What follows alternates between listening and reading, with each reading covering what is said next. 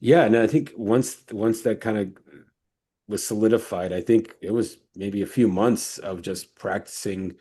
Um, I do remember the demo tape that you had of just you with a guitar and kind of like humming. I think there was like at least Oh 90 yeah, minutes, which right. Yeah, it's like yeah, because I'm like, oh, it's like sounds like an anime kind of. right. And Do I like mean, just like non lyrics, just just syllables. yeah, and I mean, it was. I mean, I think we were kind of like, okay, what are we gonna like focus on? I mean, what was the yeah, I mean, I guess if you have any memories of like, you know, because obviously like the stuff that we recorded at this at Sonic Iguana probably can be at least a double record, but we kind of Oh narrowed it yeah. down. I think But that was kind of the covert plan was that, oh shit, we have all these songs. Well, it's gonna fit on, all you have to do a double record then, you know what I mean? sure, But it's yeah, like, but it was, we went in, like with, yeah, it's gonna be a new record kind of a thing. I don't know. Or maybe we did, but it's like a lot of bands do that. They record like 30 plus songs and only 10 make it to the record because, they just either the songs aren't quite ready, or they just, when you can sit back and listen to them all, they're like, okay, let's do this one, you know what I mean? And then you make yeah, your sequence, and then that, kind of makes the cut for the new record. So yeah, maybe we're doing that too, but yeah, I don't know. I think uh with the experimental thing, again, that kind of goes with like we're on the same page where it's like, that we're, I think everything that we've kind of been involved in musically, like, from starting, bands or hmm whatever to now, have been kind of in that category, you could say, hmm because it's pretty, it's a pretty wide, you know, it's like we're not like pop punk musicians, or you know what I mean? It's like yeah, yeah, uh, and it's like if that's your thing, that's fine, but it's like if we're just not like that, we just kind of have a hunger for different, you know, things and experiences. So, but then I think to our detriment, that doesn't make for definitely doesn't make for a good professional musician's life. yeah, If you're going with, again, I mean, the whole music industry is, it's not how it was in the 90s, even, where it's like, you know there's like a way that you do things. You have a band and you choose an instrument, and you're that band's whatever drummer, guitarist, whatever, until you die, and that's just how it is. Now it's like there's just, you know I think a lot of new artists are like, it's kind of like if you're not a multi-instrumentalist, you're a weirdo. You know what I mean? Because it's like most hmm people just do it like that. I don't know, or at least, it's more common, is what I mean to say. I think COVID had Because something to do with that too. yeah, for sure. Yeah, there's so many factors with it, um, but yeah, I don't know. Over the years, it's like, uh, I think of like, oh man, the Vindictives could have, if we just stuck to our gun, like Yeah. had more focus and maybe even had a manager or something like that, and we just like, okay, let's finish this first record, and then because even for me, it's like I'm the bass player. I'm just gonna play bass and that's it. I'm not gonna play guitar or this and that and stuff. It's like this part of that was like, it's my own just, interest in other things and wanting to feed that, scratch that itch, but also like I felt like I was helping to keep something alive when we were missing band members. Part of me was like, well, I'll do, like, we should get our own, after recording with Mass. It's like, let's get our own equipment and our own studio, and I'll just record everything. And you know what I mean? Just not out of an ego thing, but just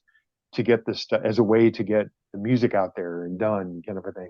Which, Right. in retrospect, that was not a good idea, because it really threw everything out of whack, like focus wise. And I Yeah. feel like, in a way, for a lot of those years, like it was, Joey and I just, recording all kinds of shit that, like, some got released in small ways, and a lot of it ended up like just as demos, like Yeah. 10,000 versions of one song. You know what I mean?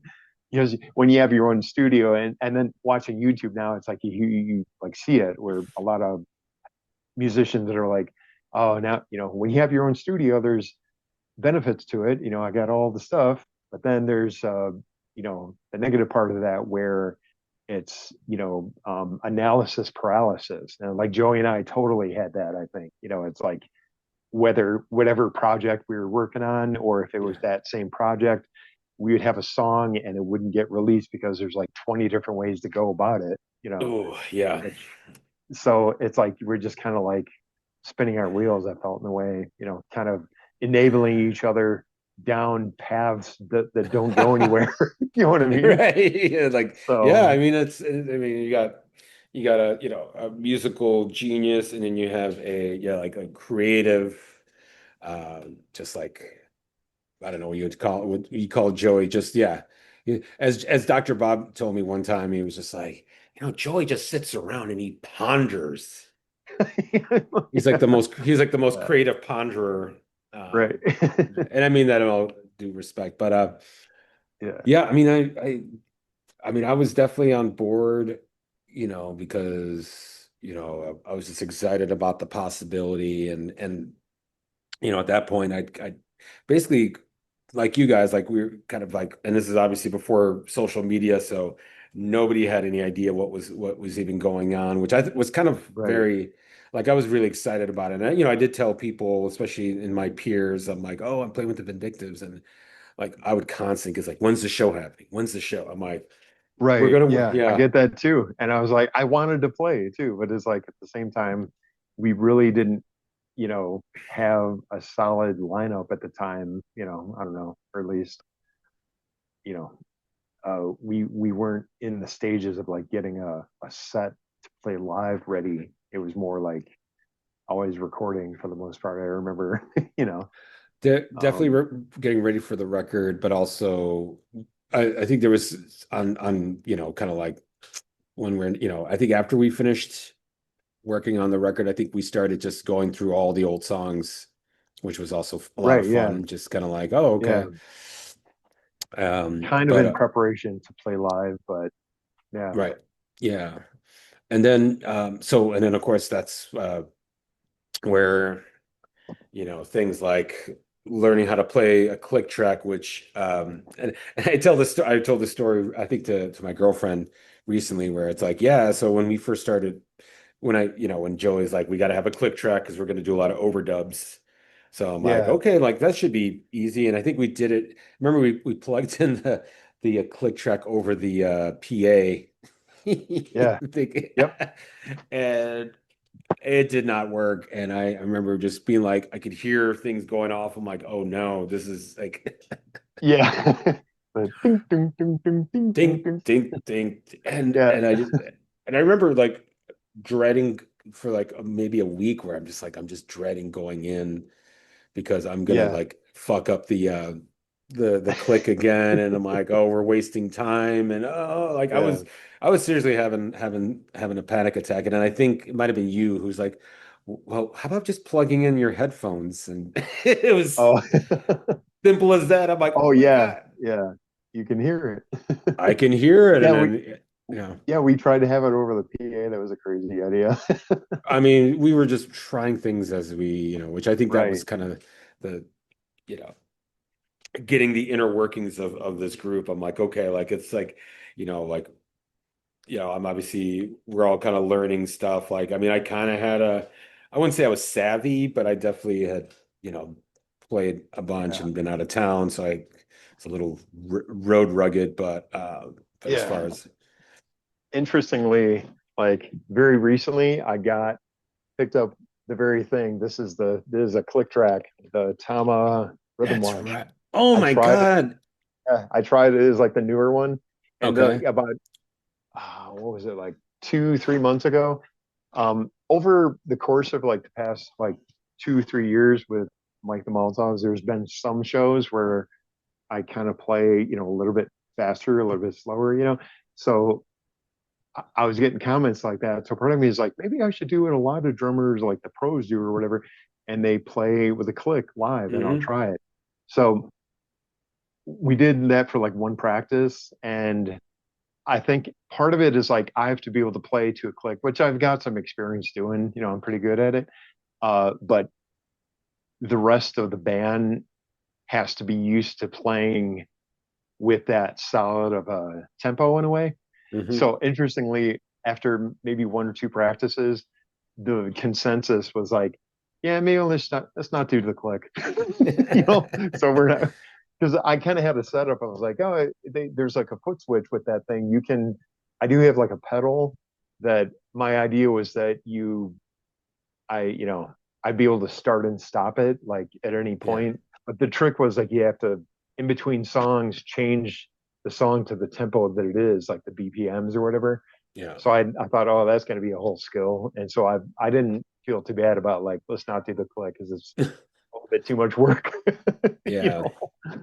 So now it's Sure. like, but really, I don't know. It's like the past few shows, it's like I feel like in general, I've played pretty solid, like, meter enough. Yeah. But it's like not having a click really allows you to do things like, make dramatic slowdowns in the tempo where especially at the end of the song or maybe in the middle, like there's like a part where I do like kind of a softer like cross stick type thing.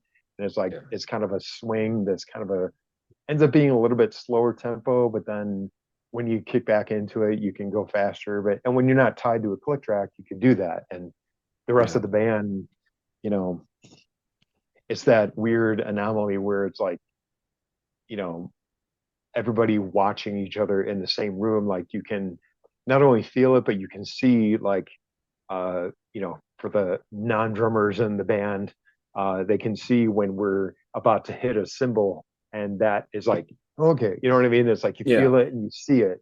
So it's like even if you're playing slowly a little bit, we could watch the hi-hat slowing down and you feel it and hear it and your hands adjust to it. So it's Yeah. it's really amazing how that, that's how fun music is. Everybody Well, can like play together and is like be connected. I don't know. well, and that's a big thing is like being able to like be intuitive, but also like listening to each other, watching each other. Not like, oh, Yeah. I'm keeping an eye on you, but just yeah, like it is like for some for some musicians, and I was kind of guilty of that when I was younger. It was like I just could not look at anybody. Like I just because I Yeah. felt like if I looked at you or somebody, I would lose Oh, concentration. Like oh my God, like I just have to. right. Because there would be a few times when just for a laugh, I would be like busy and I look around, and you're right, like face first. Yeah, like, I don't know. It was just Yeah. there'd be like these funny moments that we would have, and Yeah. because yeah, there was a few weeks where we were like going in and hitting it hard, like 5 days a week at least, where Oh, yeah. Yeah. which I'd never done that kind of like. Was that something? Was that a normal Vindictives practice to like practice every day, or was it for I this think that record? was probably the most we ever did. In general, I think the most we ever did was probably 3 days a week. But Mm, I think when we played with you, it probably would ended up being 3 days a week at some point in preparation for, going to Indiana and stuff. So, yeah.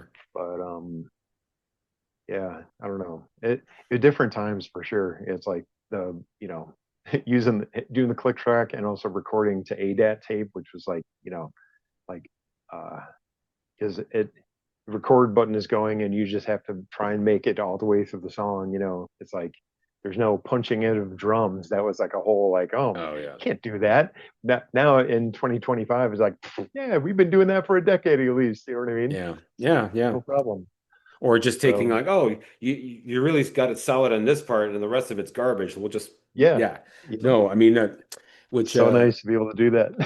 yeah, I mean I'm still a fan of or I'm a part of the whole philosophy of like, getting prepared and then just getting everybody together in the same room, which Yeah. which we didn't really do with Hypno Punko. We weren't all in the same room No, together. It was like me no, that and was that was a recording project. Yeah, Really, when you yeah, think about it, it was and it worked. I don't know. I think the results were really good. yeah. But my favorite story I like to tell from that week, well, it was prior to going there when we went to meet up at Joey's place to get, I think we were all driving in your car maybe, or we were in like, and Joey's like, okay, like here are some CDs, this is the sonically what I'm thinking of, Yeah. you know, and like Harvey Danger was one in particular, like I remember Right. was really. Yep. I had visions, I was in them, I was looking into the mirror to see a little bit clearer the rottenness and evil in me. And that was something that Joey, even and when we have these mammoth conversations, he'd always say, like, I look at the Vindictives music like classical music, like everything's got, Yeah. where you can hear, and you could hear it. I mean, I was like, there was a lot of Mm, separation. It wasn't just like this wall of noise, but, right. but then of course Joey's like, well, whatever you do, like, if Mass pulls out that Green Day Dookie CD, like, you got to cut him, Cut them off. Yeah, yeah, which. And Reese, I don't know if you listened to his interview with Mass that John Jughead did. Yeah. Um, but I think yeah, the same thing happened with another band. I think it was was it Real Swingers? Yeah. Yeah. Where, where Mass is like, I'm gonna pull out the Green Day, I'm gonna listen to this to what did he say? To recalibrate my ears and Right. Yeah. do that. Like And he's that's the like, standard. Okay, that's where we're going. yeah, and he's like, are you gonna make us sound like Green Day? Are we you making us some Yeah. so, Yeah. but with all that aside, I mean, I was knocked out by how like professional that studio was and how clean it was, and it was like, Oh yeah, for sure. because well, you recorded at Acme. That's like a lot of your tracking was done, which Yeah. that's where the what was it the Curly Shuffle was recorded. But we never miss a chance. We get up and dance and do the curly shuffle. Yeah. If I'm not mistaken, Yep. that claimed the fame. Yeah. And then Yep. you guys moved up to Uber, right, at one point, Right. which that's another like I never did any tracking at Uber, but I've heard a lot of good things about that room and Yeah. Yeah, that was pretty cool. It was again, I think recording to ADAT, but yeah, that was more still in the vein of like, you want to go and rehearse, but it's like that it was before the chasing perfection thing where it's like every single thing had to, um, be like, as close to perfect as possible. But it's like now, I think, uh, listening to albums like that, they were recorded with that mentality and philosophy. I don't think they necessarily held up really that much. I don't know. It's like it ultimately it doesn't matter. It's like it's just a different way to record. And frankly, it's kind of like it's a lot of work for, it's like, is it really worth it? And I don't know. yeah. And right now at 2025, I think to myself, it's like, no, I don't think it made it that much better. It's like really, it's more about the songs that, if your song is really good, it's like if it's sloppy or whatever, it's still gonna uh translate, Yeah. I don't know. Yeah. I like to call it having the grit in Yeah, some of those tracks. I mean, yeah, song right. power, that's really where it comes down to. Like if the song's good enough, any imperfections, little gifts, tiny gifts for the fans Yeah, can be forgiven because the song is just amazing. But yeah, so but yeah, like that, yeah, that week we spent was it was a lot of work, and yeah, the thing that listening to the interviews, like I something I didn't realize. So you know, and maybe this was just how we were at that time, but like we never really checked in with each other. At least I never did. Or like, hey, are you yeah, okay? Because I didn't yeah. realize the stress that you were going through towards the end. Because I know so my stuff was finished with I remember we had one day where we like spent like a long time trying to get the drum sound and Mass was like it's just sounding like dog shit. I remember him saying like Oh, that drum sounds like dog shit. And then as it turned out, there was like a vent that was closed. Yeah, yeah. Like something about the air. I couldn't tell. He was like, yeah, the because I guess Dave from the Parasites was like sleeping in that room and he closed a That's vent or right. something like that. And because of the air conditioning, it made the drums sound like not up to Mass's, His level or whatever, yeah, yeah. Which So and yeah, I remember we lost a day, which I was like, oh, like that's I remember yeah, kind of feeling a little like little dread about that. And but then yeah, by the next day, like the air current would just made the drums sound much better. It's like, no, they don't sound like dog shit now. right, yeah. I And yeah, that's maybe that's like an engineer thing that I knew for sure. Like I learned, I think we all learned a lot that weekend, and hmm for sure I learned that I did not want to professionally become an engineer. I don't have the propensity to do that, and also it just didn't seem fun. But it's like I couldn't hear that, I couldn't really tell. It's like yeah, um, I don't yeah, know. those I mean, million to a dollar certain ears. degree, yeah. I mean, to a certain degree, I guess it's you want to it does make a difference where if it's going to like the general public or when people hear it, you're not it's unlistenable. I mean, you can make something unlistenable. I don't think anybody would want it to be there. Where it's like if you make frequencies like literally make you deaf or make your ears hurt after you listen to it, it's like that's we don't want that. So it's like Sure.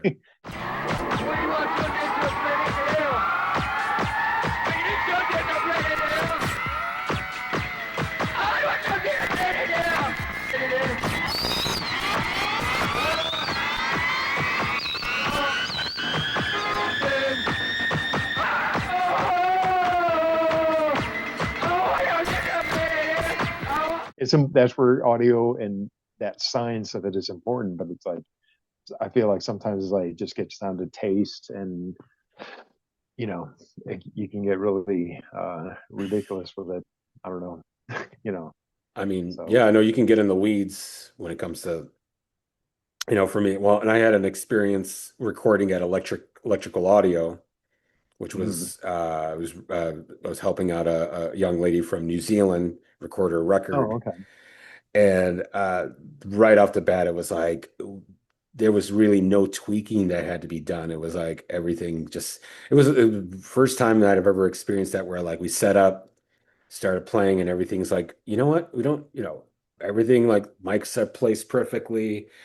There was yeah, no mixing that had to get done really. It was just like everything was mm, just like, which I had never had that experience. Whereas with Mass, it was like he was thinking really like, but kind of thinking more, just like really trying to get the best out. And and I respect that about him because right, I think there's a lot of really great punk record, just great albums that suffer from sonic, and I know that's kind of was his mission. It's like I want to make it sound perfect. yeah. Um, and I wonder, do you have any insight on why we went to Sonic Iguana, or was that just, I mean, because I know there was a number of Again, studios. Yeah. again, it was that thing that was kind of the day, and it uh, low key, as the kids say, kind of bugged me, because it was Yeah. like rock star shit, like it kind of, Fat Mike's we gotta, it's not gonna be up, it's got to be up to Fat Mike's standards, and Mass, he's the one that knows how to do it. So that's Mm, I know the guy Mark from Uber Studio was like pissed off because we worked happily with him for a lot of years, and for what was going to be our first like record on like Lookout, like the big next step, we decided not to go with him because we thought he wasn't going to be able to get it up to Fat Mike's standard or some of that, and we probably were right.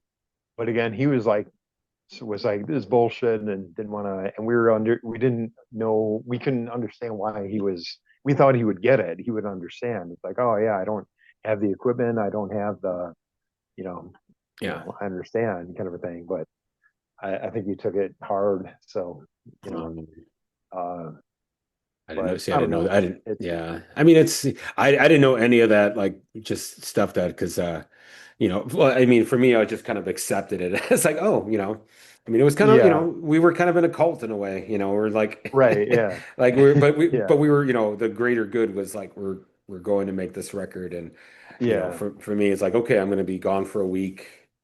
And yeah, I mean, oh my God, I was a mess. I mean, I had no money. I was like, I think I brought like a block of cheese and whatever yeah. food and whatever I can scrounge. And of course, it was at the kindness of some I of the engineers. You guys, I could you guys, barely get home. I think I needed gas money to get home like that last night, and I was like, credit cards were maxed out, and I think I sold one of the unused like the bass drum head because we just bought like extra heads for the studio session, and oh, one of the okay. engineers happened to play drums, and I think I sold him like a head for like $15 or whatever, $20 or something like that, and that gave me enough gas money to get home. So it was like And we were broke. That was like nuts. yeah, no, I mean, we didn't have a Uh, budget. Yeah, it was no budget. I mean, I know yeah, Jenny and Joey had like refinanced their home or whatever. Like they had to.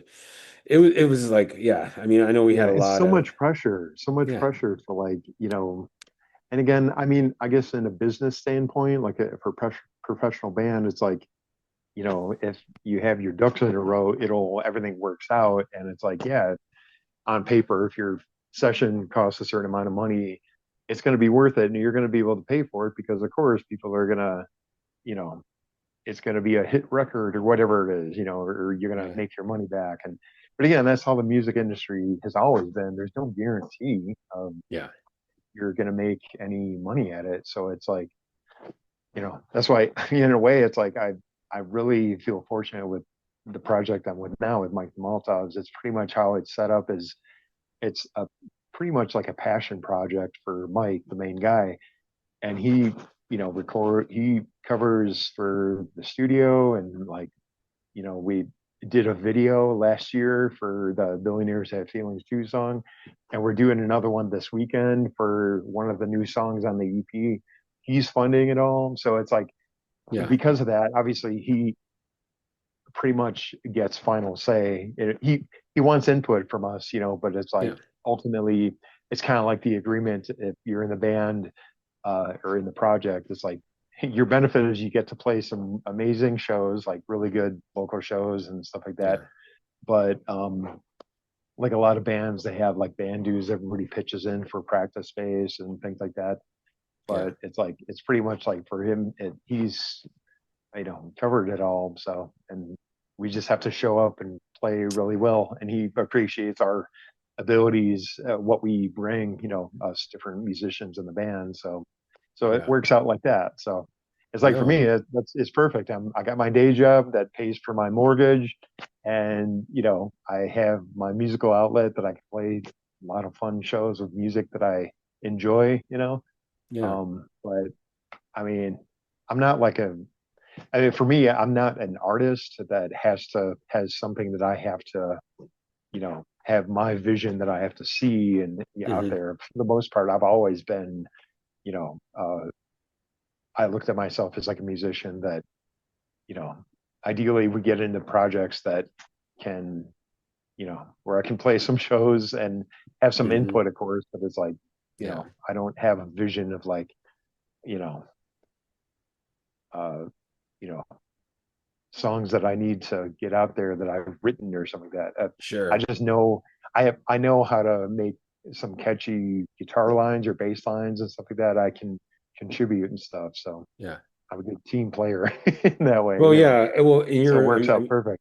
I mean, you were very helpful to me when we started. Like I was telling my girlfriend earlier, because she was asking me like, who are you going to talk to? And I said like, I mentioned like how you were definitely a linchpin in that group. You were like, basically, I always thought of you as our musical director.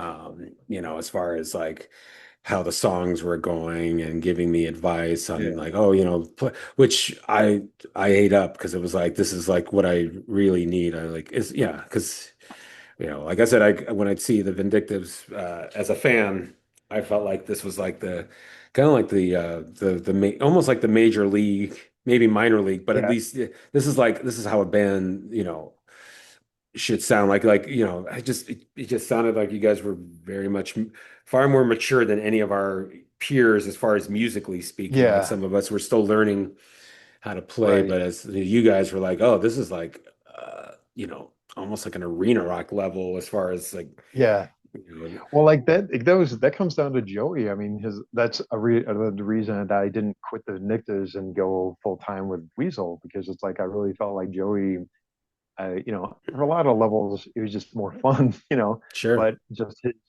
like you said, the Punk Floyd, idea, just things like that, like, and not being afraid of like breaking convention, and I'm on board for that. So it's like I think worked really well, for that, and I have abilities on drums, bass, and guitar enough to sound good for studio and live, but it's like not any ego with any of those to feel like, oh, I've got to stick with this, or this is who I am. I'm Johnny Personality, the bass player. You know what I mean?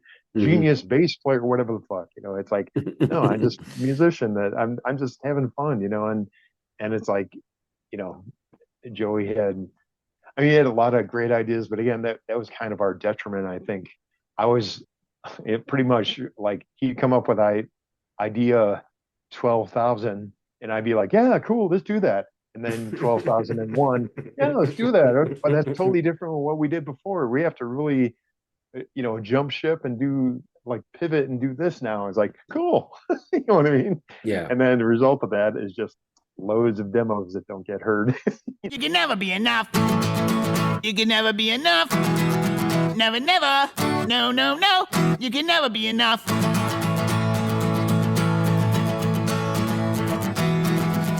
Yeah, so we spent a week at Sonic Iguana. I know Billy and I left before you did, and then you're trying to wrap up because there was another band, the Mopes, that were going to be coming Yeah, in, the mopes were coming in. Yeah, and I had to do the acoustic part for Enough, Can Never Be Enough song.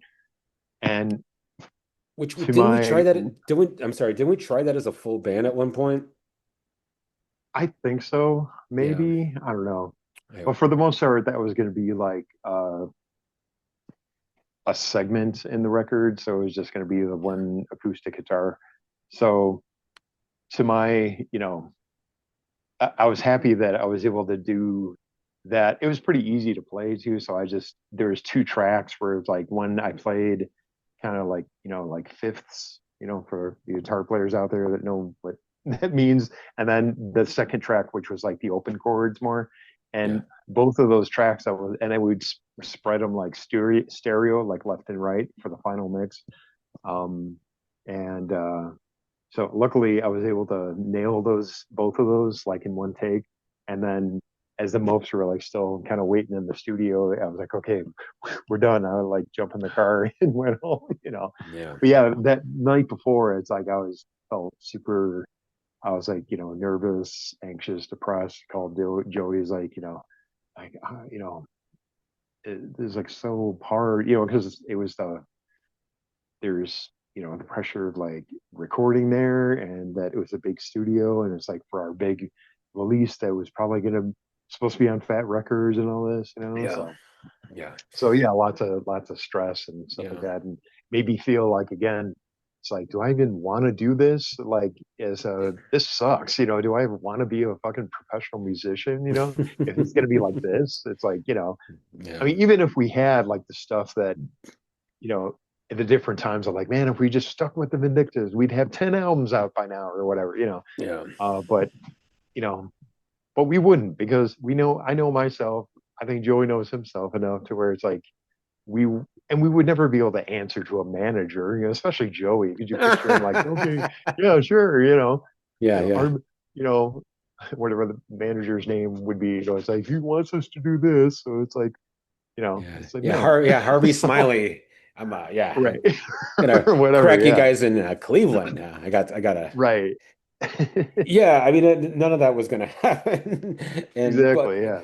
but it was, yeah. And then obviously that was kind of like, it was like the carrot. Cause it's like, on the one hand, like how I felt about it was like, yeah, we're making this, like this record that sonically is going to sound amazing, but it's Yeah. also going to be uncompromising because, well, at that point, like and that was the other weird thing about this was like going, to another state to record a record, and our the creative head of the group is not there, which also made things Yeah. very like Yeah. I think Right. made it a little, and yeah, I mean it was kind of like one of those things where, and obviously it's before the internet where you could just send a rough mix to to Joey from Right. back home and be like, okay, do this, don't do that. And I do Right. remember I think it was God, what's the song? The last song on Hypno Punko, where you blanking out with the Packaball cannon. Oh yeah. In Yeah. Pursuit. In Pursuit. Actually, let me pull this out here. Yeah. There you go. There we go. Yeah, In Pursuit. Yep. We actually did, I think we did an extra part in that song. Like we kind of recorded, like it went a little longer than we actually had practiced it, which was crazy. And I Right. think Yeah. and I think Joey was like, "Oh, like you actually should have ended sooner, but we'll just leave it in." Like I remember that. Yeah. I wanna run and feel the devil underneath my heels. I wanna whisper in your ear while you're half asleep. And when I scream like a baby for my mommy's milk, I'll take the lead to burn it down and rip it out.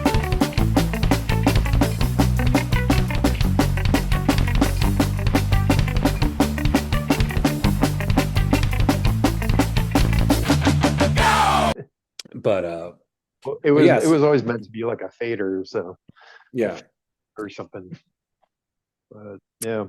But yeah, so and then we go back home.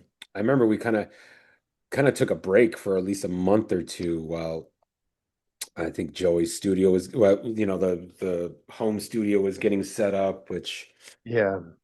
and we got a rough, which I never really heard any of the rough mixes of like, some of the songs that were supposed to come out and or Yeah. whatever. And that was the one that you guys sent to Fat Mike. Like, how did that Fat Mike Yeah. thing come from? Was that just from Oh, being a fan of Lookout from the Lookout days, or? well, I think I know there's, on and off, Joe was friends with Ben, and Ben was working with Fat Mike a bit, I think, too. But I mean, Joey, like, um, he told the story of like when we had our record label, that was a whole other mess, you know. But that when he talked to somebody at Fat Records, and I guess Fat Mike was in the room, and he learned that Joey was on, the phone with them. He's like, hold on a second. And then, it's like he gets on the phone, and Fat Mike is like talking with him, like excited that, oh, Joey Vindictive, holy shit, it's cool to talk to you, kind of a thing. Yeah. So I, Okay. they they had so through that they had a relationship, and they were, I think, we were finally like, yeah, um send me a demo or something of, what you got. So it's like that's what when we record with Iguana, we wanted to have the stuff ready and then send him the demo in hopes that, well, of course he's gonna love it. It's our new Vindictive stuff, Yeah. But then one of the songs, I think he was like, I can't release this. This is too crazy. And I think he was referring to one of the songs, the stupid song. Why the fuck are you so stupid? How can someone be so dumb? You're stupid, stupider than me. So stupid and getting dumber by the day. Like, Mm. what the fuck are you so stupid? It was kind of like the Bad Religion. He's like, Hmm. yeah, Hmm. do a bunch of songs like that. But Right. some of this other shit is like, I can't release that, And he was probably Yeah. right. He's a businessman. It's like nobody's, I guess, would at that time, it's not, those bands. Yeah. He's not going to be able to put money because again, he has to put money behind a new band, uh, you know, fund their record, put them on tour, support them, all that Yeah. shit. So it's Yeah. like, you know. Well, yeah, and just something I want to say, Fat Mike is out there, like with all due respect, sir, you fucked up. You could have had you could have had a legacy fucking record on your fucking dumbass label. And yeah, But yeah, maybe it sadly, wouldn't yeah, maybe it wouldn't have sold like as a buttload of records, but you would have had like, you would have been honored to be like, I have like the most ambitious record yeah. concept record. Anyway, sorry, I just had to Well, get that. yeah. Well, Um, it's funny. It's like Joey would say, like years later, when he, made the Decline, the concept record, like all one long song. It's like, I wonder hmm, who inspired that. Well, hmm. yeah, Well, So we kind of low key think, in the which weirdness of like what the Vindictives are trying to send me. It's like, and what they did with Hypno Punko, maybe it's like it's pretty cool. I don't know. You like I, to maybe, you I, know, I guess we were ahead of the curve if you think about it, yeah, because I mean, well, and that era of when like a lot of punk bands were like at least the ones that were still around, they were all kind of staying on the safe lane, like you don't want to. I mean, obviously, you don't want to be like Bad Religion and put out like this concept record that like a yeah. prog rock record. Can see the segment light, and losers triangle sets you down and out. Don't miss me, and don't miss me. You could be your own demon when the hammer falls down and you know yourself. You could look all around and see. But I don't know. I mean, Yeah, I guess we weren't quite ready, or they weren't ready for that, and obviously we carried on with the best, which, and then I want to kind of talk about how we ended, but I know Dr. Bob kind of appeared back into the scene, which was very like because I know he was gone for a while, or yeah. I mean, I think there's. It's so long. It's like 30 years ago. I It's so know, hard to like. We're like trying to jog our memory. yeah, But yeah, I don't know. I think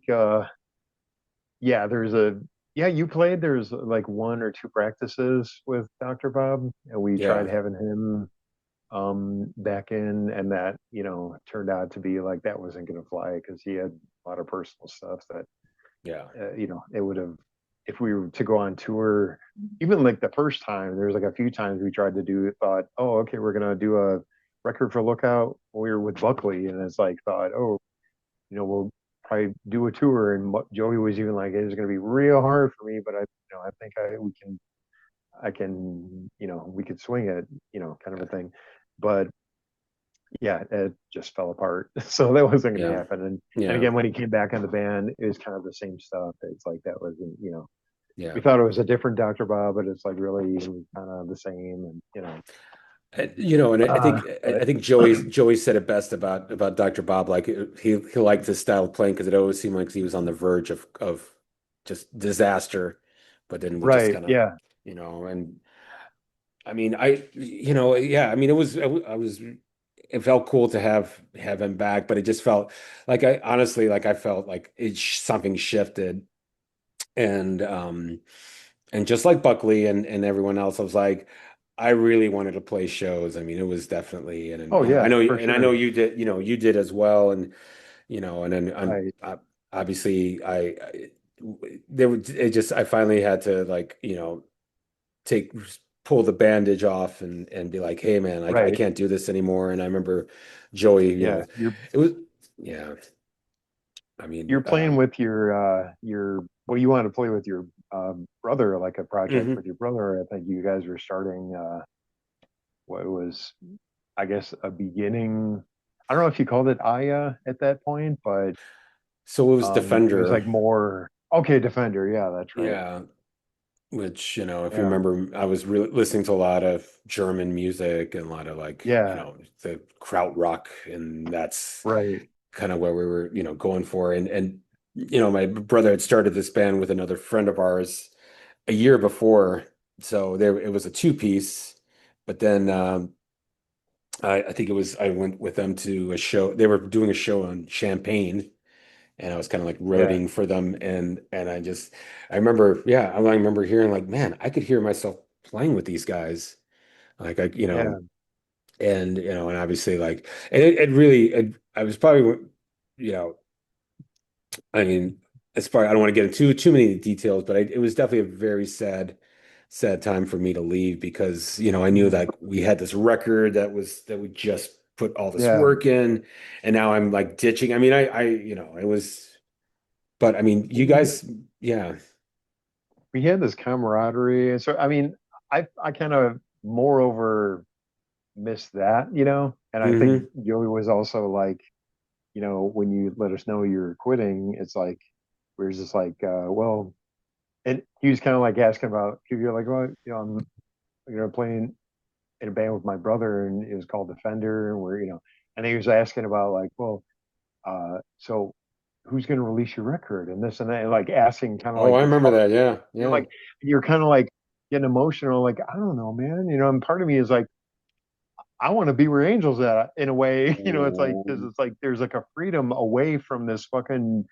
Vindictives train that seems to be on a ghost track. You know what I mean? It's like not really going anywhere anyway. You know what I mean? yeah, I don't yeah, know. And a lot, again, I always like some people, I talk about this over the years, they're like, you sound like you blame yourself a lot for things not working out. It's like, well, yeah, because I was totally a part of yeah, not, things that didn't, you know, that falling apart because it's like I didn't know I was in a good, like, solid rock of, reason, because again, like Joey would have an idea for something. They're like, yeah, let's go this direction. And this, and then I'm like, well, you invested a lot of it, all these months. And part of me is just like, oh, fuck it. It's like, yeah, why do we have to, if we're not feeling it? And there's validity to that too, to a degree, because if you work hard towards something and it's just not working out for whatever reason, yeah, what point is there in beating a dead horse? You know what I mean? It's like yeah, just because you did all this hard work, it's like maybe it's either a sign that you just have to adjust a little bit and you're still on that mountain. You can now you get to the next plateau, or maybe you're on the wrong mountain. You know what I mean? It's like there's all kinds of reasons. So it's like for a lot of reasons, I felt like, you know, I felt like we were a lot of times on building mountains that didn't really go anywhere, kind of a thing. So right. when you Or leave, I didn't feel like oh fuck that guy. It's like we are just like, I'm like, I get it. It's like I want to play shows too, and you guys are probably actually play some shows fairly soon. You know what I mean?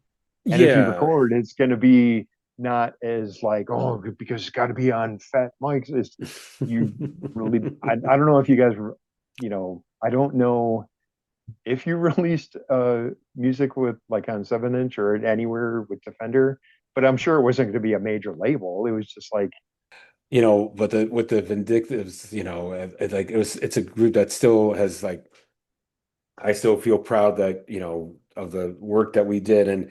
And what really hit me, and this is before the Jughead podcast came out, because I remember that post that John Jughead had done, like, because I think he just interviewed you for the podcast, and it's like, oh, I had a really yeah, good conversation with Johnny. And I mentioned like, oh, that's wonderful. I love Johnny. And I was on that record too. And then that's when he hit me up. But I think this was oh, before. So this was before that, initial podcast thing. But I was working at this grocery store, and they sent us to Michigan, where the company's from, to Ann Arbor to train. But yeah, I remember going to the hotel we were staying at, and there was this young guy that was, seemed kind of cool, and he came up to me. He's like, "Hey, I got a question for you, man." I was like, "What's that?" Are you the same angel that's on the Hypno Punko Vindictives rec? I'm like, "Yeah, that's me." He's like, yeah. "Oh my God!" Like, I used to listen to that cassette when we were in high school. Like we would listen to it Huh, all the time and like get really obsessed with it. And I'm like, and it was like a bunch of young boys from Gray's Lake who were yeah. like upset. I'm like, oh. And that kind of really like made me like, yeah, kind of, yeah, warm my heart a little bit to know that this record that, I mean, how often do you get people being like, are you like praise on that record? Yeah. Not not much. Yeah, I'm there's just so much music out there, and I Mm, feel like the Vindictives was really always pretty underground. Like people that have heard our stuff, in general, I don't. I mean, it's always good. People that have heard it, it's good reviews, really overall, and I'm yeah. feel that's cool. But it's not like it's really nice. You know, we're still, you know, truly underground. You know what I mean? It's like there's a good amount of people that have heard of us, but it's like it's not like, you know, an underground band that is a huge underground band, if that makes any sense. You know what I mean? Yeah, yeah, I'm yeah. trying to think No, of like like well, I I would don't think know. of I would like, think more like maybe even like Fugazi. You know what I yeah, mean? Of yeah. like you hear like the big names will talk about Fugazi, and you'll hear it in like major like shows or whatever TV shows where they're interviewed because they give them lip service and they say, "Yeah, Fugazi, fucking great," and but uh, and then maybe like you know some mainstream Mhm. people that would be into something that one of those bands that like talk about Fugazi. Oh yeah, that's fucking they're one of the greats. Like yeah, I thought I heard him talking about this band Fugazi, but whether they would acknowledge it if they maybe heard like Waiting Room. Oh yeah, that's pretty cool. And then Hmm. that's it. But you know what I mean? It's like they're that famous, but they're not. They're always underground. It's not Yeah, like, yeah. oh my God, fuck Foo Fighters, it's Fugazi. You know what I mean? It's like they'll never. You know what I mean? They'll Yeah, never. They'll be talked about, but they don't. I don't think the Vindictives even. Well, yeah, for sure, they're not talking about Vindictives, but it's like you know. But the yeah, really underground bands, especially around Chicagoland, or you hear about, I guess, in other states or whatnot, if they, the biggest next level would be Queers and Vindictive, like Queers and Screeching Weasel. It's like for some reason Vindictive is kind of lumped in. Well, probably because Ben was in has a history with the Vindictives because he was the original. Like Joey invited him to play rhythm guitar, and he was a big name in Chicagoland. So it's like it yeah. kind of bugged me in a way that people are like, "Oh, they think this is Ben Weasel's side band," and it's like it's not. And he never claimed it, but he just people see Right. that because that's you know the first show. It's like, and Joey didn't get to have. It kind of bugged me a little bit too. Just not like at any fault of Joey, but just because Joey was like really nervous. It's like Hmm. it was a miracle enough that he was able to play, a show, just Yeah, what yeah. he was dealing with and stuff. And then I think just out of you know because we're on stage and it was time to start the set, Ben was the first voice that was heard on the first Vindictive show and said, all right, hi guys, we're the Vindictives, And so Mm. immediately people are like, oh, the new Weasel's here. Oh, and he's the first one talking and introduces this band called Vindictives and it's coming out of Ben Weasel's mouth. It's his side Uh, band. Cool. Let's check him out. So, yeah, but yeah, of course, people that know realize that no, that's not, it yeah, wasn't, his side band at all. But it's like, yeah. and then in a month you'll get Screeching Weasel album. So, and also, no, I think that's it. Anyway, this is our first song. And it goes something like this.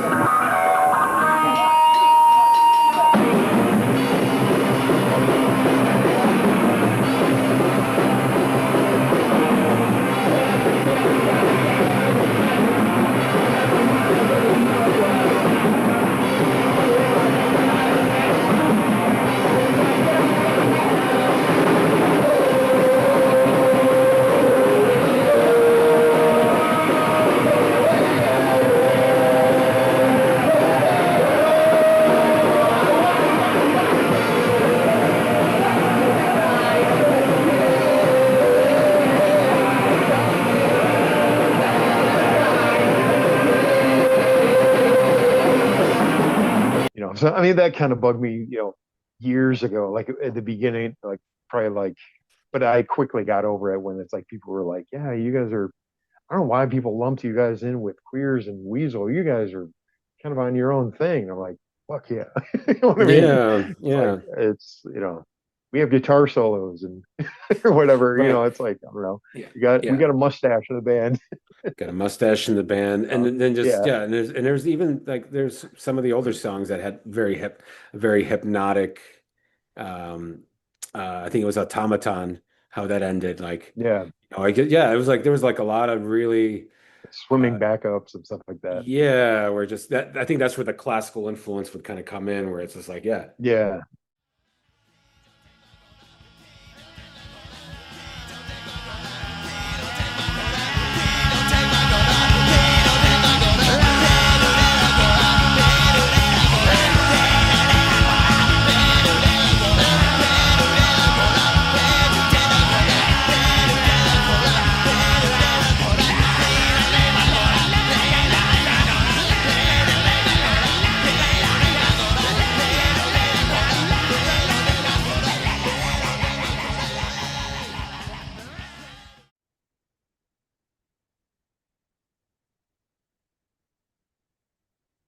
Oh. Who's Johnny, this? I like you to meet Mochi. Oh. Mochi Cecil There. Anderson. He's Yeah. uh he's the mascot of the show. He's my my support animal. Yeah. Awesome. Uh yeah. How many and you say you have some animals, right? Yeah, we got three cats. Three. Yeti, Pixie, and Dottie. Nice. And I'm sure you know why I named my cat Yeti and where that comes from. Wonders in the world!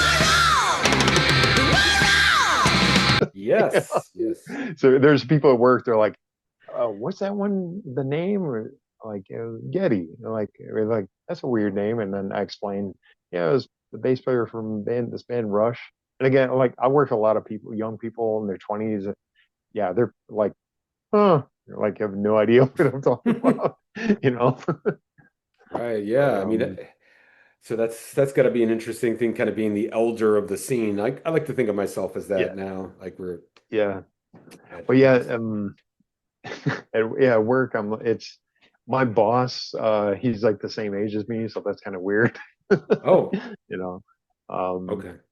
but yeah, most of the people I work with, they're in their 20s and stuff, so Wow. it's kind of, yeah, but it's fine. It's like I don't feel sad. It's like, oh, I'm not part of the 20 something. It's like that'd be weird, Like I'm fucking 54, Yeah, and I I think do that was my my work and I just go home. yeah. I mean, that was kind of my fear, even before I turned went into my 30s or 40s, like, oh, I'm going to be irrelevant and I'm going to get, Yeah, which I'm yeah, like, you know what? I'm okay with that. I mean, I was talking to a friend yesterday, who was another musician, and it's like, like I don't like I lost a lot of the connections to promoters in Chicago because there was like kind of like in the 2000s where yeah, pretty much I could call, Brian Peterson, like, hey, is there any shows that you could put us in for the fireside, or I'd call the Empty Bottle or whatever. yeah, Just like it just seemed like at least locally, the venue oysters were just like there. And then, yeah, I think we kind of hit a point in like the 2010s where it was like, okay, we're kind of like we started to exhaust ourselves from playing a lot. And like, obviously, Mhm. I got more than enough fill for playing live up to that point. But, you know, I think it was this kind of I think that was the thing. Like, we kind of came to the conclusion, like, like we're just spinning our wheels once again. We're like, just not, Yeah, it's not, it's not fulfilling our need as it used to be. And then, we started saying no to a lot of things, and then eventually, like, yeah, you kind of lose the I guess the pull, or just you start losing connections with people, and which yeah. I'm I don't And know. there's just new people that come up, with promoters and whatnot. There's like, every city has it. Like in Phoenix here, there's again, I'm so grateful to be able to play in the situation because it's like, Mike he's really good at he does all that, working with the promoters and getting shows and stuff like that. So it's like I don't that's a whole skill set of, Oh I've never yeah. been able to do that, so and Yeah, it's so yeah, multitasking. he does Yeah. that and Yeah. yeah. So No, it's a it's funny. Have you there's a going back to your question about like people that if I get that, if people are like, you know, they don't recognize me, but if they even hear what I used to do, it's like in that kind of category of if I get that, or like people are, hey, were you on that Hypno Punko or whatever? It's like I didn't get that, but it's like, have you recently? I went to see a band that's from Chicago. Have you heard of a band called Sincere Engineer? I've heard of them, but no, I don't think I've Yeah, ever. yeah, Oh, I really dig that yes. with Deanna Belos. Do you know her? No, but actually, okay, now it's Okay. coming back to me because I saw somebody because I watch a lot of YouTube and like it was like I think it was a political. Oh no, it was Will Wheaton. Okay. Will Wheaton, the actor Yeah. from Stand By Me. Yeah. He was on a podcast with the woman that was Blossom. I forget her name. Yeah. Third Rock or no, not Third Rock. What is it? Big Bang Theory. And he was wearing that, yeah, sincere engineering shirt with a corn dog. Oh yeah, Corn Dog. Yep. That's Yeah, Corn yeah, Dog he was wearing Summit, that. one of their songs. Yep. Okay, and like I remember my girlfriend being like, "Oh, it's like I thought he was vegan. Why is he wearing that shirt?" And I'm like, "Well, let me look it up because it could be." And I'm like, "Oh my God, they're a Chicago band." So Okay, yeah. yeah, yeah, Yeah, yeah. they're really good. What am I supposed to do now?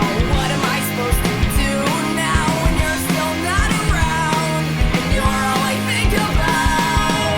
And it's super nice out, but I'm too scared to leave my house, so I fall asleep on the couch. I first heard them Mike Falumi, am I getting his name right? He was the drummer Mm, for Smoking Popes. He did a yes. series called Live from the Rock Room. That's another YouTube thing, like deep dive you could do. A lot of bands come through. If they're on tour, they would like he would set them up. It was from his basement, I think, and it's Okay. like a band would just play a few songs like on. He was being the drummer from.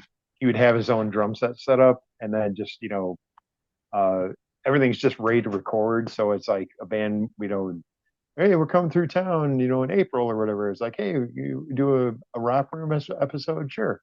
So a band would come through and then play a few songs, and then like he's got a bunch of bands on there, and Sincere Engineer was one of the bands. Because yeah, like the Nobody's played on there. I think Mm. yeah, a lot of kind of like 88 Fingers Louie played there, like did an episode. So one of the, you watch YouTube videos, there's kind of, you start down a rabbit hole and they have other bands that come up live from the Rock Room. Check this band out. And Cecilia Engineer was one of the bands. So it's like, I kind of went sort of you know, deep dive of their material and stuff like that. Really liked what I heard. So they came to Phoenix, or actually they came to Mesa to play Mm. the Nile Underground, and I went to go see them. This was like last year, and I was wearing one of the bands that I played with before moving out here to Phoenix was a Star Wars themed band called Land Speeder, and Oh I yeah, played bass yeah. with them. Hi guys, we're Landspeeder. This first song is about Star Wars.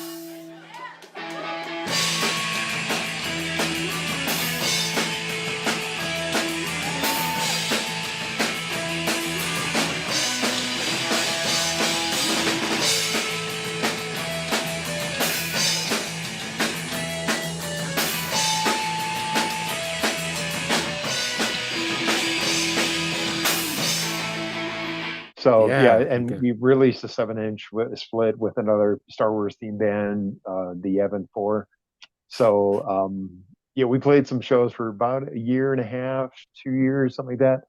And so I was wearing my Landspeeder shirt, and that's where I got recognized for wearing the Landspeeder shirt. Like the Oh. I just some old guy, and they like I go to like talk with them, meet them before they played, and I think the guitar player or the bass player the sister engineer looks at my shoes like, how are you wearing a land speed? How do you know land speeder? Because I know they, knew some of the guys in land speeder. So I was like, well, actually, I played with them, and when I lived in Chicago for a short time, and he was like, oh, that's cool. Our guitar player is a big fan of land speeder. So that Oh, was what okay. I got recognized for land speeder, not for the Vindictives, not for Yeah, Screeching okay. Weasel, is for a land speeder. So I thought that was hilarious and kind of awesome.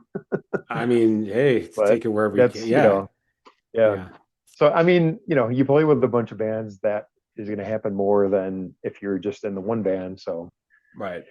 well, you don't get a career in music if you stick with one forever. It's like you become famous. You just like you work on a bunch of interesting projects over the years, and then have a T-shirt made of it, and then years down the line, somebody recognizes it. Right. Which Or and somebody. again, Yeah. I kind of more of a fan of that. I don't know. It's just I'm naturally wired for that to do different shit. You know, Real quick, so yeah, Sincere Engineering is definitely a band that you dig. Is there any new groups that I should check out that I know I well, need to? there's another that I joined when I moved out here in Phoenix. I work with a guy, Ruben. He was in a band. It's called Die Ignorant, and they've been kind of a big Arizona band in a way. For I think they started in like mid 2000s, late 2000s, maybe something like that. I see sycophancy and popularity. Friendly folks that seem to luck out on everything. Every time they roll the hog, grin this time with bigger cock. All of this was born of you, and now there's nothing you can do. All the things and claims to sin are true. Everything you live in, but your life, fuck you. All the things and claims to sin are true. Everything you live in, but your life, fuck you. And then they stopped playing for a long time, and then he was putting together a new project called Pyg, and I listened to the demos for Pig, and his voice. I'm like, oh my god, this guy sounds just like Joey Vindictive. It has Oh, this weird but he interestingly, he never mentioned that he was a fan of Vindictives or like was influenced or whatever. He just happened to have that kind of screech sound to it. Phantasms in the halls, they spasm in the walls. The few that can't break through, don't lie, you've seen them too. They break in teeth to please themselves. Thank God they're simply bored. I wrote this song, they played along. I think I struck a chord. So if that definitely check out their. I was in the band for like a few months, but then I quit because I was, kind of a biggish story. I had some health problems myself that I oh, learned that I ended up having a pulmonary embolism in 2022. oh So no. that was like I just felt like I couldn't understand why I was feeling weak and stuff like that. So I like, as much fun as I had with Pig, I was like, yeah, I just can't. I think I'm gonna take a break. I can't really play, much Oh anymore. no. So I just, I'm feeling tired and stuff like that. But so he went on and they recorded a record, and the record is called The Dark Mirror. That's what it's called, The Dark Mirror. Okay. And yeah, if you hear the vocals on that, you're like, oh my God. It's like this guy, it's like the screechy loud version of Joey Vindictive. It just sounds Okay. like that.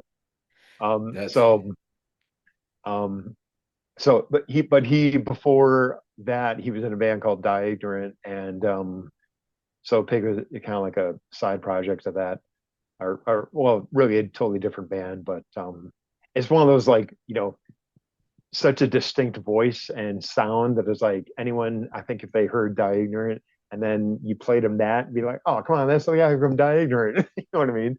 Same with Vindictives. With Vindictives, like I think that Jughead episode where it's like a brand new band, Grand Mall, and then Joey starts singing. It sounds like fucking Vindictives because Joey's voice is just so distinct. You know what I mean? yeah. It has a certain timbre that you can't, that's Yeah. so recognizable. So there's that, and then when Diagnorant did past couple of years, and I think earlier this year we did kind of a a couple of one-off like reunion shows. So that Mm. was fun. You know, I played bass with them and did some backups.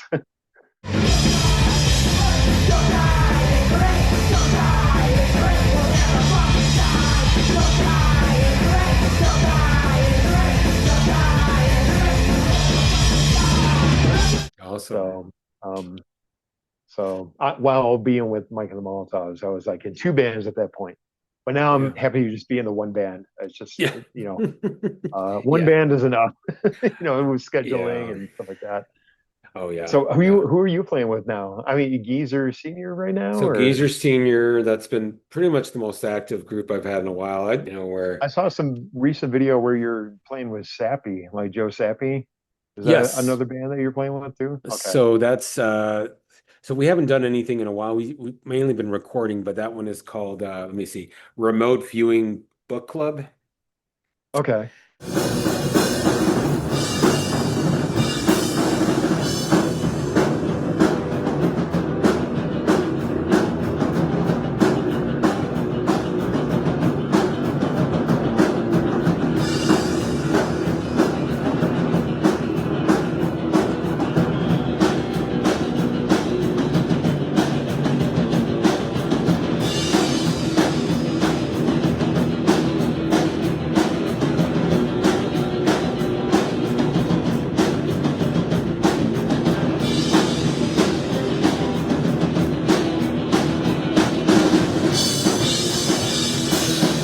And, Sappy, I've known, well, I met him at Buckley's going up, and I know that he was early supporter and came out to a lot of your shows. So, Speaking of Buckley, I got my Devastation shirt on. oh, Yeah. there you go. When did you Yep. yeah, that Those was who in know.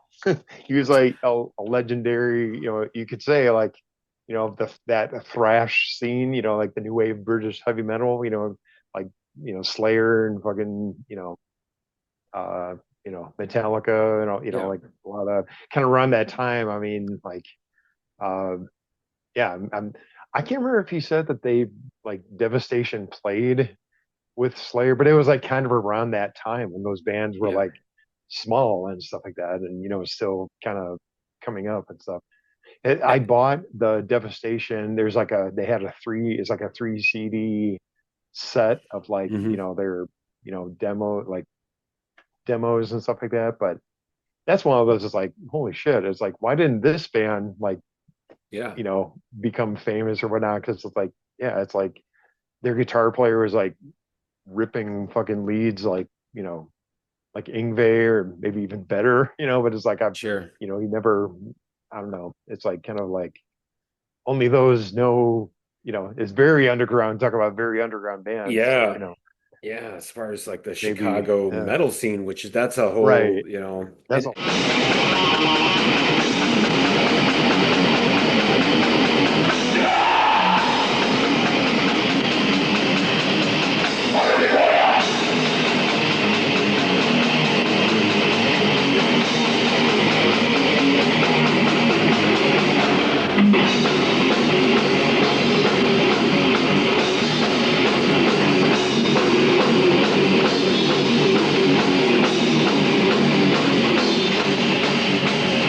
how did you guys end up finding Buckley? well, I think, well, cause he's friends with, cause, Dan Schaefer was, kind of in that scene in a way, that metal scene with like his brother to Mike Schaefer, who interestingly I talked with him. He came to a Mike and the Molotov show, the Gooch, Oh yeah, with yeah, the his famous brother Gooch, Mike. yes. Yeah, so he came out. He's still like hair down to his ass. He's like still playing thrash and stuff. Oh wow. But what I think I don't think he's playing it. He's trying to get people together, but he had a band called Bloodsaw, and they played some shows out here in Phoenix, and so I again YouTube rabbit hole. I'm like looking up some bands. I'm like, holy shit, this fucking Mike from that's the Gooch. He's out here in Phoenix. Oh He has a band yeah. called Bloodsaw.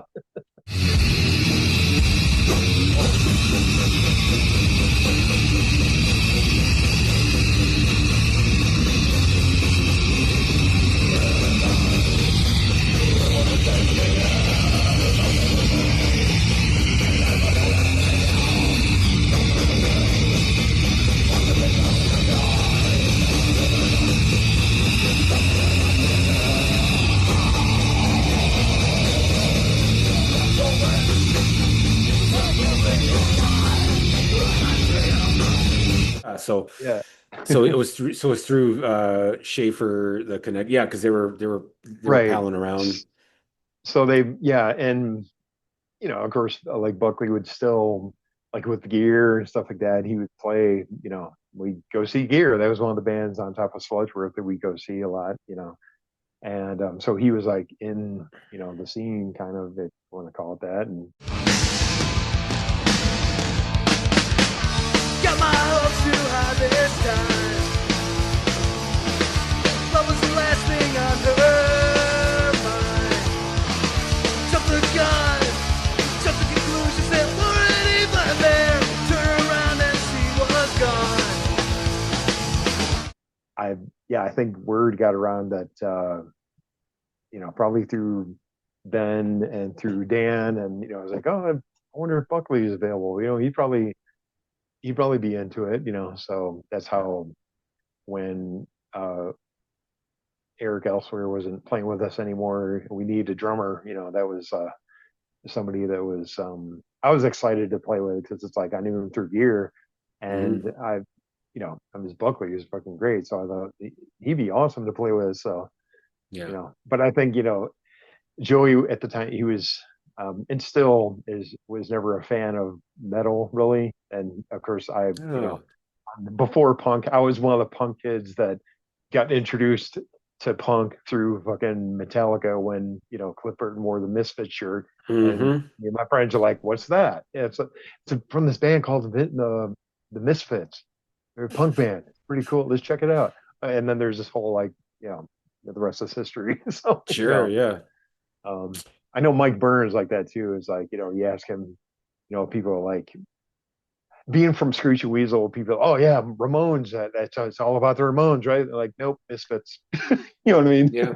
That's Yeah. my introduction was Misfits. So it's like, I think Mike Burns is pretty much kind of the same camp. Yeah. Misfits was you know, the gateway drug. you know. Sure. But of course, we like other pop bands and stuff too, like pop punk or whatever. But it's like, you know, and Yeah. I love Ramones too. But it's like, I don't worship the Ramones like some bands do. I should probably get going, but I want to ask you one Okay, last thing. sure. And this is another of my stock questions on the channel.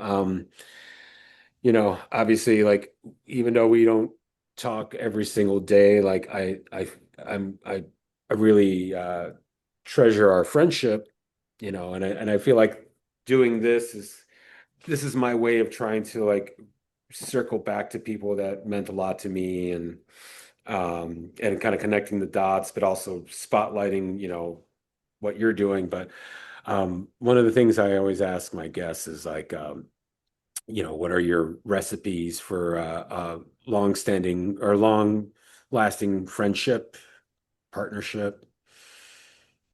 Um, I I don't know. I have to kind of think about it, but I don't want to overthink of it because it's pretty simple. I guess a big thing is just, you know, if you have a genuine friendship, uh, the time in between you're connecting or talking, if that makes a difference, you probably weren't really friends.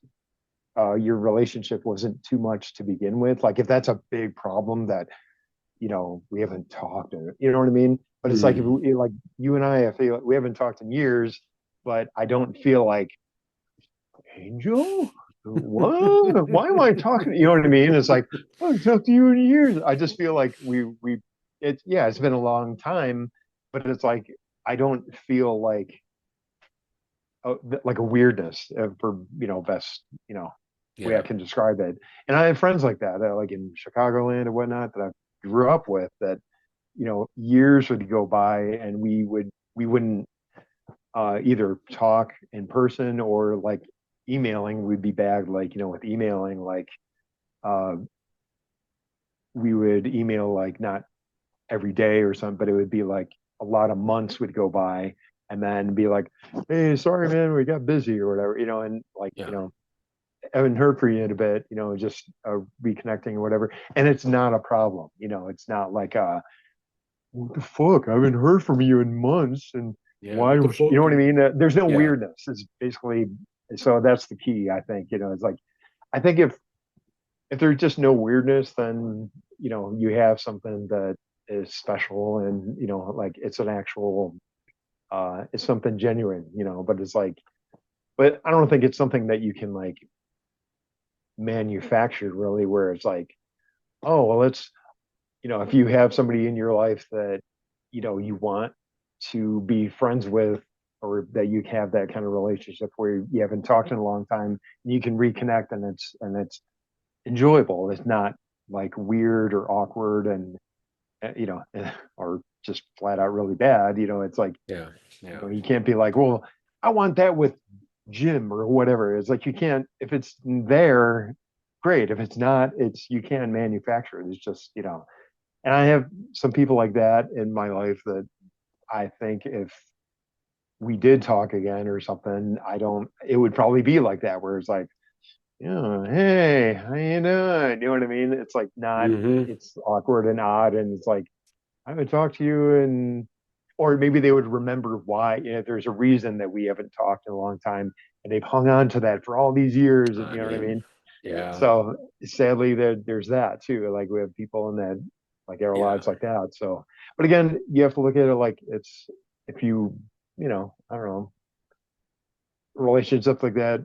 If both parties want to mend that, and you know, let bygones be bygones or whatever, and just pick up and continue, or that's great. But it's like, you can't force it on either side. So, Yeah.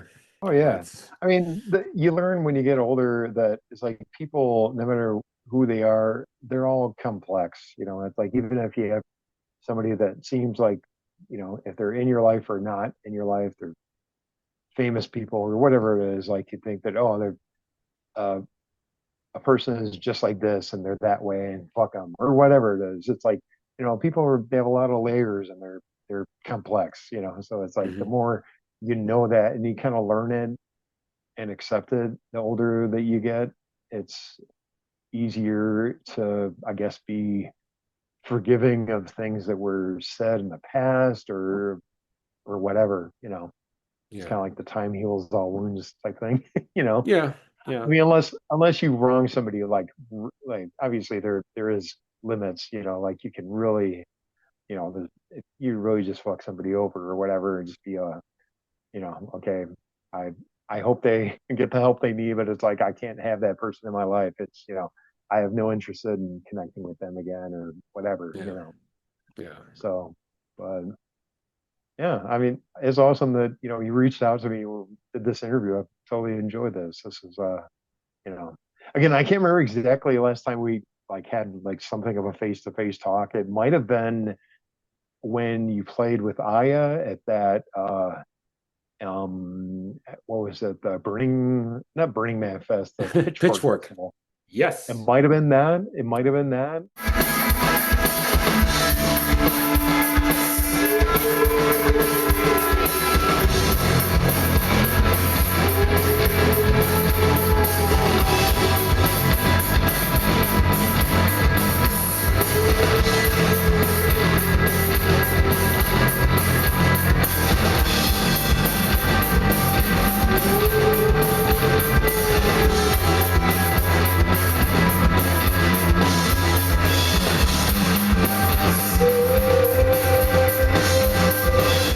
I don't know. I think I know that might have been. there's a time that I stopped by your place, and we had a little conversation before I left outside your stoop. That might have been before. Uh, that might have been when the Aya record. Well, that was probably before when the Aya record was coming out, and you handed me the ADAT for it or something, or the DAT tape or something. And we had like a little conversation, like a handoff of the cassette or whatever, the tape, and we just shot the shit for a little bit before I left. you I know, forgot about that. so Yeah, that was it yeah, was in it was Humboldt real because brief, but again, yeah, yeah. Which I guess, yeah, once again, like the thing that I was like, okay, like that I left things on a good term because not only were we kind of in each other's orbit, but uh Joey, well, it was with was it Fairy Wonderpuss? Um, Right, yeah. Yeah, we where he did a did that split split record record and with and Very Wonder Place. Right. yeah, and he wanted to put, he wanted to have us on one side. I was like, wow, okay, so yeah, Right. yeah, now yeah, because I Yeah. remember we just finished the recording it, we had it mixed and everything, and then like here you go, and which I have a copy back there, and Yeah. no, it was yeah, no, Sadly, so I didn't get a copy, or I can't remember if I have a copy of that, the actual record, because Joey was always more into the actual vinyl. hmm. So sadly, I knew that obviously, there's Aya on the other side, and then there was like, I don't know if it's on all the records, but some of them there's like a track, or they call it like a repeat track that makes it Oh, a like, lock groove, yeah, keep yeah, yeah. going. Yeah, like a lock groove thing. So I um I feel, sad. I still haven't heard that yet. I don't know You if know what? there's like, I'll insert it into your this. Aya side I haven't heard. So Oh, okay, yeah. That was yeah. funny too, because So it's like I heard of it. It's like they're like, yeah, that's really cool, and there's a lock groove at the end. And I'm like, yeah, I gotta check that out. I never checked it all these okay, years. So yeah, but yeah. I'm sure I could. Everything's available on the internet, so I'm sure We'll I gotta sit down see. and listen to it. I'll if You know. I think I might have it online, so if I find it, I'll send it to you. But yeah, the and I'll definitely have to insert the lock groove in there because it was that was one of I remember that was like the thing we like yeah we want to do a lock groove at the end and it was like Yeah, yeah I'll I send you think some of the. I'll send you some of the things that we talked about too, like with the pig and the die ignorant. Some links for that, and you could check out. You know, yeah and it's good. well, It's good and bad. Of like the day and age we live in with the internet, with everything being just free and online. But then it's kind of awesome too, where it's like instantly I could just, here, check this out. Yeah, it's like you don't have to come over to my house and watch me dig stuff out of my collection and put it on the record player. It's like it's just instant. I just my phone to your phone. It's like, check this out.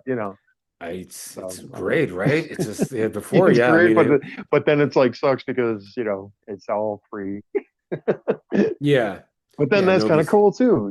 So I don't I mean, know. it really it levels the playing field because now it's like, Yeah, instead of being like, if we make this happen, we're gonna make a lot of money, we're gonna be right. famous. Now it's like we're back to where we started. We're like, we're not, doing this for the money. We're just it's well, for me, it's like Exactly. Yeah. yeah, it's like I and it's for me, it's just like it's part of my existence, like, and I notice when I go through weeks where I don't play drums that I start to get kind of like mental, you know, Oh yeah. kind of No, like it's over the years. Yeah, for sure. I've as depressed as I've been, like many times, just didn't want to do anything, didn't want to have anything to do with music, all that shit. It's like I know for sure. Whenever I get back into it and I play it, it's like I it's like a okay. I this has to be in my life. I just can't not do it.